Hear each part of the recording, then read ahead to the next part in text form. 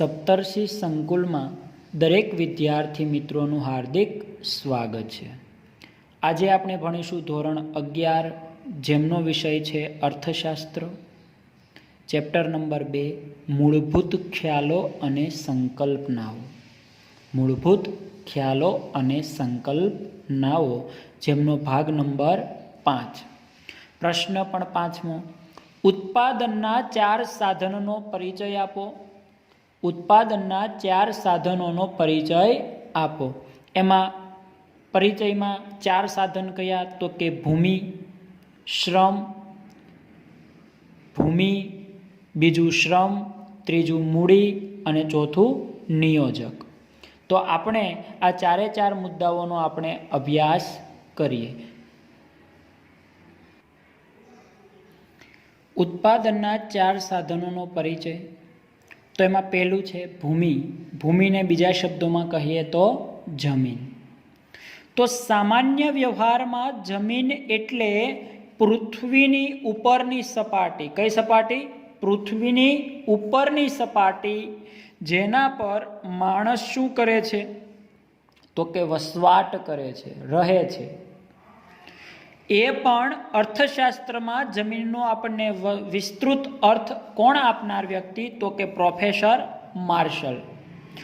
તો એની વ્યાખ્યા આપ્યું કે મનુષ્યને ઉત્પાદનમાં મદદરૂપ થતા કુદરતી પરિબળો છે, એમાં સૌથી અગત્યનું પરિબળ કયું? તો કે જમીન।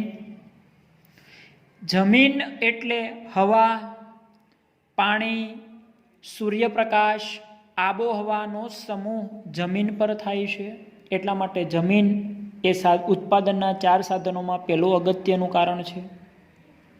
તેમાં ઉત્પાદનમાં આપણને ખનિજ, ખાણ, પર્વત, નદી, ગરમી તમામ જમીનને ગણીએ છીએ। તો જમીનના પણ મહત્વના લક્ષણો આપણને નીચે મુજબ આપેલા છે 5। પેલું, જમીન કુદરતી બક્ષિસ છે, એક પ્રકારની કુદરતે આપણને આપેલી ભેટ છે, તે માનવ સર્જિત નથી। બીજું, જમીનનો કુલ પુરવઠો કેવો છે? સ્થિર છે, એમાં કાંઈ વધારો કે ઘટાડો થતો જમીનમાં આપણે બાંધકામ કરી શકીએ, પણ જમીન જેવડી છે એવડી ને એવડી જ છે। ત્રીજો મુદ્દો, જમીન ભૌગોલિક રીતે અગતિશીલ છે। કેવી છે? ગતિશીલ નથી, અગતિશીલ છે।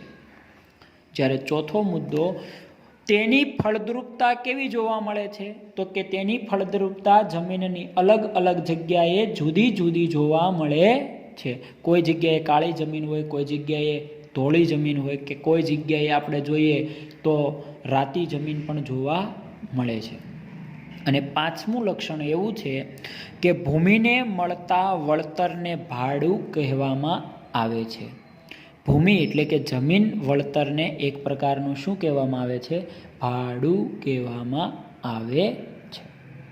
તો આ વાત કરીએ આપણે જમીનની। હવે વાત કરીએ શ્રમની, મહેનત કરનાર શ્રમિક। અન્ય વ્યક્તિની દેખરેખ હેઠળ વળતરની અપેક્ષા સાથે થતું માનસિક કે શારીરિક કાર્યને શ્રમ કહેવામાં આવે છે, અને તે કામ કરનારને શ્રમિક કહેવામાં આવે છે। અન્ય વ્યક્તિની દેખરેખ હેઠળ વળતરની અપેક્ષા સાથે થતું માનસિક કે શારીરિક કાર્યને શ્રમ કહે છે, અને તે કરનાર કામ કરનાર વ્યક્તિને શ્રમિક કહેવામાં આવે છે। તો ઘણા અર્થશાસ્ત્રીઓ એવું માને છે કે ઉત્પાદનના 2 જ મૂળભૂત સાધનો છે, કુદરતી પરિબળો એટલે કે જમીન અને માનવી એટલે શ્રમ।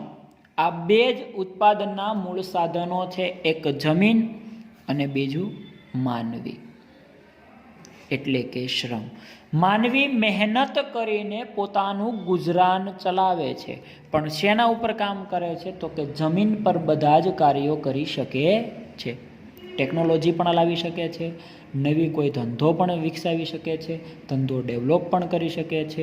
એટલા માટે શ્રમ કરશે, મહેનત કરશે તો તેને વ્યક્તિને તેનું વળતર મળશે। આ આપણે જોઈએ ઉત્પાદનના 4 સાધનોમાંથી 2 સાધનો ભૂમિ, શ્રમ બીજો અને ત્રીજો હવે આપણે અભ્યાસ કરીએ. તો શ્રમના લક્ષણો આપણને આપેલા છે. તો શ્રમ અને શ્રમિક આ બંને અવિભાજ્ય છે. કેવા છે? અલગ અલગ છે, જુદા છે. બીજું, શ્રમ નાશવંત છે. કામ કરો તેનો સંગ્રહ તમે કરી શકતા નથી. એક વખત તમે જે ટાઈમનો ઉપયોગ કર્યો એ જ ટાઈમનો બીજી વખત ઉપયોગ કરી શકતા નથી. ત્રીજું, સામાજિક માનસિક કારણો ગતિશીલતાને અસર કરે છે. કોને અસર કરે છે? ગતિશીલતા. ધીમે ધીમે તેમાં વધારો થાય છે. ચોથું, શ્રમિકની કાર્યક્ષમતા પણ કેવી હોઈ શકે છે? જુદી જ જોવા મળે છે, અલગ જ જોવા મળે છે, અલગ પ્રકારની હોય છે. જ્યારે પાંચમું, પુરવઠાનો આધાર શેના પર રહેલો છે? વસ્તી પર રહેલો છે. શેના પર રહેલો? વસ્તી ઉપર. પુરવઠો એટલે જથ્થો. કેટલા પ્રમાણમાં જથ્થો છે એ, અને એટલી જ સામે શું જોવા મળે છે? તો કે વસ્તી જોવા મળે છે. અને છઠ્ઠો મુદ્દો, શ્રમને ચૂકવાતા વળતરને વેતન કહેવામાં આવે છે. આ આપણે જોયા શ્રમના લક્ષણો. આપણને કેટલા આપેલા? તો કે 6 આપેલા છે. તેનો અભ્યાસ કર્યો. હવે વાત કરીએ ત્રીજા મુદ્દાની. તો મૂડી.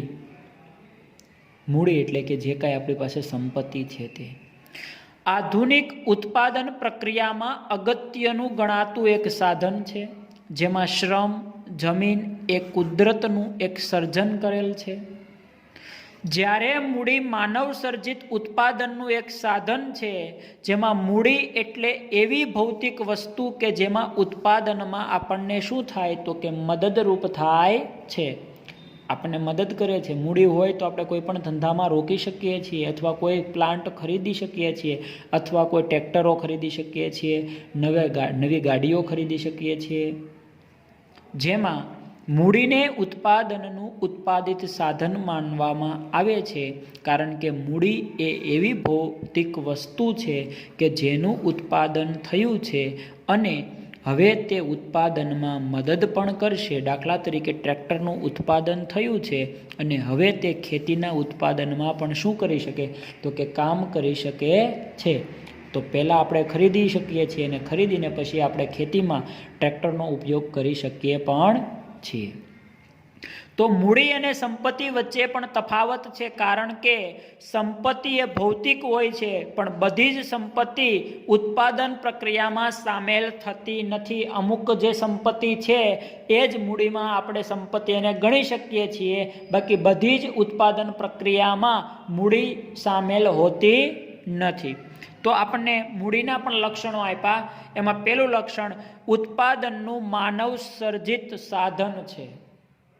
ઉત્પાદનનું માનવ સર્જિત સાધન છે, જે માનવી દ્વારા મૂડી પ્રાપ્ત કરી શકે છે. અને બીજો પોઈન્ટ, સૌથી ગતિશીલ ઉત્પાદનનું સાધન છે. જો તમે ધારો તો કરોડો રૂપિયા મૂડી પ્રાપ્ત કરી શકો છો અને ઘરે બેઠા તમે રૂપિયા હોય એ વાપરી પણ શકો છો. અને ત્રીજું, અછત ધરાવતું સાધન પણ છે, અને બધા પાસે રૂપિયા કરોડો છે, છતાં કેવું છે? બધાને અછત જ પૈસાની છે, અને કોઈની પાસે છે અને કોઈની પાસે પૈસા નથી. ચોથો મુદ્દો, મૂડીનું વળતર એક પ્રકારનું વ્યાજ છે. જે કોઈને તમે મૂડી આપો છો તેના પર તમને તે વ્યક્તિ વ્યાજ પણ ચૂકવે છે, એટલે મૂડીનું વળતર તે વ્યાજ પણ છે. હવે વાત કરીએ ચોથા મુદ્દાની. નિયોજક, મેનેજર જે કામ કરે છે તે વ્યવસ્થાપન ગોઠવે. તો ઉત્પાદનના સાધનોનું સંયોજન કરનાર એક નિયોજક હોય છે. ઉત્પાદનના ઉપરના 3 જે સાધનો છે એનું સંયોજન કરનાર, સંગઠન કરનારને શું કહેવામાં આવે? નિયોજક. જો કે વ્યવસ્થાપક અને નિયોજક વચ્ચે તફાવત જોવા મળે છે. નિયોજક અને વ્યવસ્થાપક વચ્ચે તફાવત જોવા મળે છે, જેમાં વ્યવસ્થાપકને મેનેજર વેતન પ્રાપ્ત કર્મચારી કે સાધનની વ્યવસ્થા કરવા માટે ગોઠવવામાં આવે છે અથવા રાખવામાં આવતો હોય છે. એટલા માટે તફાવત, વ્યવસ્થાપક છે એ એક મેનેજર તરીકેનું કાર્ય કરે છે અને નિયોજક છે એ દેખરેખનું કાર્ય કરે છે. જ્યારે નિયોજક સ્વતંત્રપણે જોખમ શું કરે છે? ઉઠાવે છે. તેનું વળતર પણ કેવું છે? નિશ્ચિત છે, નક્કી છે. જેમ કે જમીન, મૂડી, શ્રમ સંયોજન દ્વારા ઉત્પાદન પ્રક્રિયા યોજીને ઉત્પાદન કરીને જે કાંઈ આવક મેળવવાનો તે શું કરતો હોય? તો કે પ્રયત્ન કરતો હોય છે. તો નિયોજક ઉત્પાદન માટે ત્રણેય સાધનને નિશ્ચિત વળતર આપે છે, સરખું વળતર આપે છે. તેનું જ વળતર નિશ્ચિત નથી. ઉપરના ત્રણ જે મુદ્દા છે એનું વળતર નિશ્ચિત આપે છે, નક્કી આપે છે, પણ નિયોજકનું વળતર કોઈ નિશ્ચિત નથી, કોઈ નક્કી નથી. તે આપણે લક્ષણોના આધારે સમજીએ તો આર્થિક નિર્ણયો કોણ લેનાર વ્યક્તિ છે? તો કે નિયોજક એ આર્થિક નિર્ણયો કરે છે અને તે જોખમ પણ ઉઠાવે છે. શું ઉઠાવે? જોખમ પણ ઉઠાવે છે. અને ત્રીજો મુદ્દો, નિયોજન શક્તિએ એમાં એક ગુણ રહેલો છે, એ ગુણ પણ નિયોજકમાં ધરાવે છે. અને ચોથો મુદ્દો, તેને મળતા વળતરને નફો કહેવામાં આવે છે. ત્રણ ઉત્પાદનના ત્રણ જે આપણે લક્ષણો જોયા એ ત્રણ લક્ષણોના આધારે નિયોજક બધું જ કાર્ય કરે છે. તો એમાં આપણે ચારેય મુદ્દાનો અભ્યાસ કર્યો. એમાં ઉત્પાદનના 4 સાધનો છે. એમાં પહેલું ભૂમિ, બીજું શ્રમ, ત્રીજું મૂડી અને ચોથું નિયોજક. તો આપણે જે અભ્યાસ કર્યો તેના લક્ષણો છે, તેના લક્ષણો પણ અલગ અલગ આપેલા છે, તેનો પણ અભ્યાસ કર્યો. તો નવા લેક્ચરમાં આપણે નવા પ્રશ્નનો અભ્યાસ કરીશું.